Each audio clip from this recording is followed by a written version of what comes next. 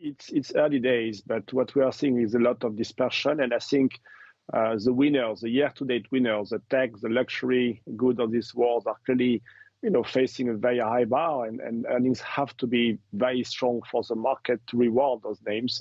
So there is a bit of trouble in the ride for some of the winners of this year. And what we are seeing is maybe a more positive asymmetry for some of the laggards, like the banks, some of the real estate names, etc. So, our view was that the very low expectation into the reporting season would basically lower the bar for the broader market to kind of, keep delivering and growing higher.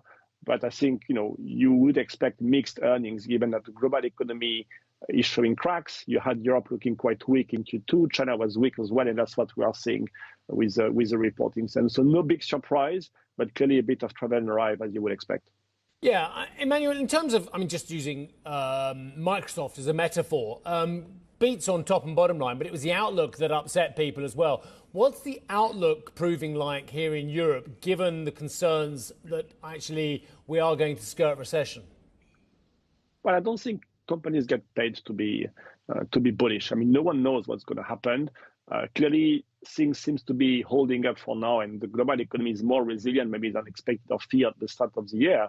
But as I said, you are seeing clearly sign of softening in Europe. The macro data is fairly soft in Europe, and I think that should push corporate to be more cautious about the outlook. China is a big wild card for H2, but looks like the trend is still down. And again, that you still have a very strong US economy. US was maybe a bit soft in Q2, but the kind of high frequency data we track on consumer sentiment, on business surveys, on hard data is actually showing a positive inflection into Q3. But, I think the recessionary mindset has not gone, and companies are not getting paid to be overly bullish. So we do have fairly unclear and uncommitted outlooks for most of them. What does that mean in terms of how our viewers and your clients should be positioning on cyclicals especially? I note in your commentary, just talking about cyclicals, there's a wide dispersion for a start, but cyclicals are lagging defensives on both EPS growth and beats so far. Is it just the wrong time of the year, wrong time of the cycle to be investing in cyclicals?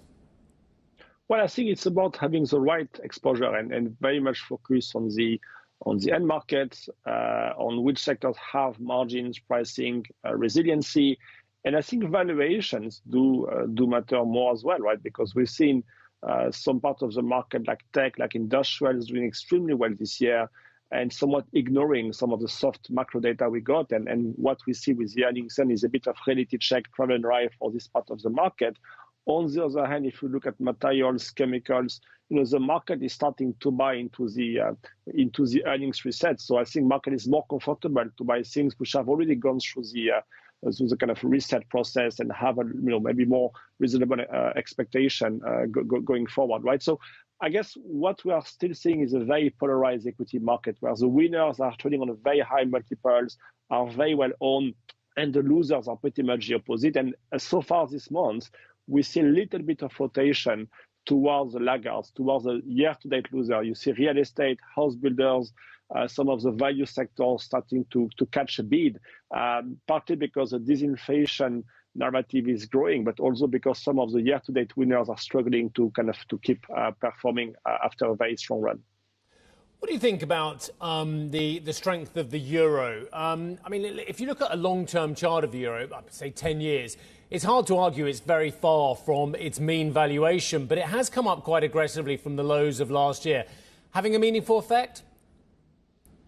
Well, not yet, but clearly in a world where Europe growth is slowing much more than the other region, a stronger currency doesn't help, and to some extent, euro is going up for the wrong reason, i.e., the rate differential between Europe or ECB and the Fed is basically pushing up euro. So ECB has to be or has been fairly hawkish so far, while the market is more comfortable with peak rate in the US.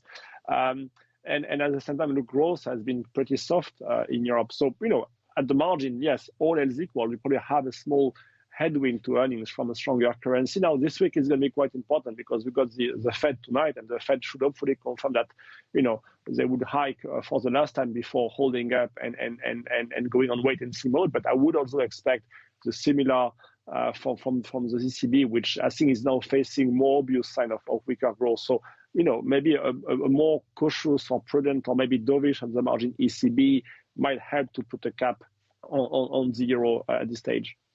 Emmanuel, I look at the flow data, I look at your commentary on the flow data. I don't know how good the flow data is at spotting underlying trends in whether the market's going up or down. Just give us a bit of context on this one. I know you've been doing a little bit of work on the flow data. Is it any use for us in terms of analysing that and working out what happens next?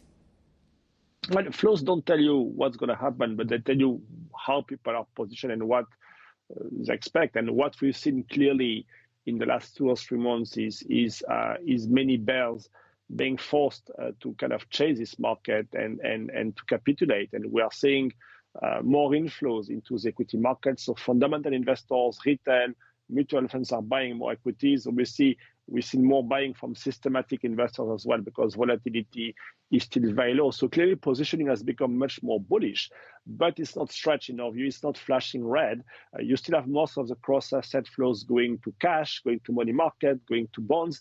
And within the equity market, what has been catching a bid is a safe part of the market, the growth, the quality, the tech, the US. It's been a very cautious, if you see what I mean, re-risking to some extent. And maybe what we start to see in the last couple of weeks is a bit of shift away or move away from the growth, the quality to the more kind of risk-on part of the market. I think it's very much short covering, but clearly the disinflation narrative is getting more traction.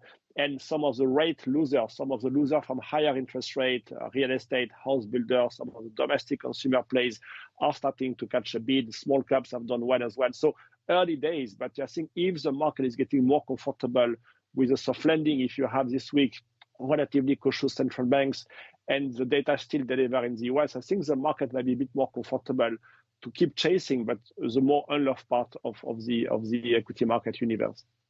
Hi, I'm Joanna Bersecci, and thank you for watching. You can check out more of our videos by clicking on the boxes on the screen. And don't forget to subscribe to our channel for more from CNBC International. Thank you for watching.